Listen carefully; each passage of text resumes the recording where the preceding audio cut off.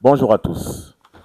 Comment exploiter efficacement votre plateforme eSchool et du web pour réussir votre épreuve de dissertation littéraire en classe de terminale?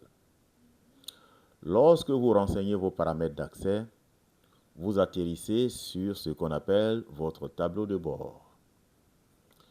Et déjà, dans le bloc latéral ici, vous avez la liste des cours auxquels vous êtes inscrit. Ici, c'est français, dissertation littéraire.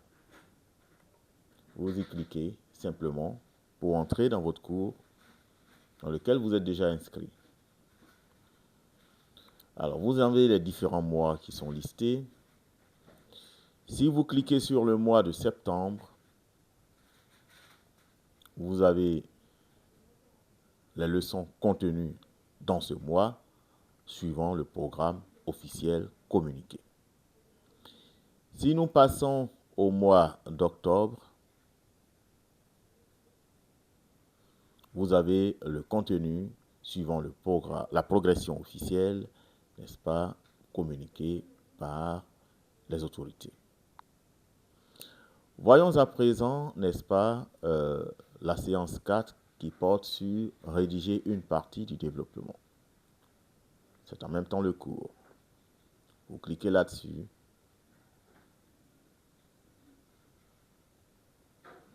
Et vous cliquez sur le bouton lire le cours. Donc il s'agit de la séance 4, la séance rédiger une partie du développement. Vous évoluez dans le cours ainsi, avec la table des matières qui est là. Et la situation d'apprentissage s'offre à votre lecture ici. Et donc, vous progressez. Donc, on vous donne un exemple de rédaction de la thèse sur la base de ce qui est évoqué dans la situation d'apprentissage. Et là, la méthode de rédaction est expliquée ici, avec ce chapeau et la description des différentes parties. Ensuite, vous pouvez passer à la situation d'évaluation de ce que vous avez appris pour traiter, n'est-ce pas, ce sujet. Le sujet 2 évoqué dans la situation d'apprentissage avec les consignes qui sont là. Et cet espace, donc, vous est offert pour la rédaction. Pour l'alinéa, vous pouvez taper sur la tabulation un certain nombre de fois pour votre propre convention. 1, 2, 3, 4. Vous pouvez valider ça 4 fois la tabulation comme alinéa.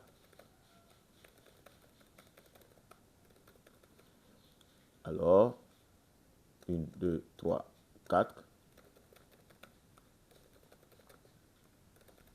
Voilà. Et donc, là, c'est la situation d'évaluation. Alors,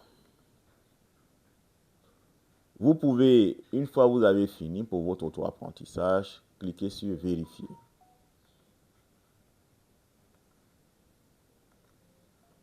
Quand vous cliquez sur Vérifier, vous avez la possibilité d'apprécier, n'est-ce pas, vos contenus en regardant la solution, montrer la solution. Et donc, voici l'exemple de solution. Voilà. L'exemple de rédaction, pardon, qu'on attendait de vous. Vous pouvez alors recommencer après lecture de cela. Et c'est ainsi que vous allez vous perfectionner. On va passer à présent à la séance 5.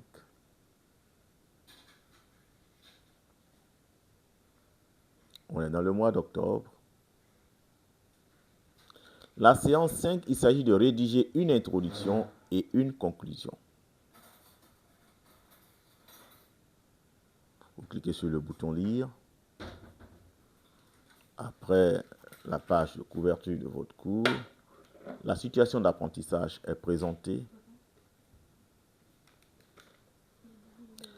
La situation d'apprentissage est présentée, sujet 1, sujet 2.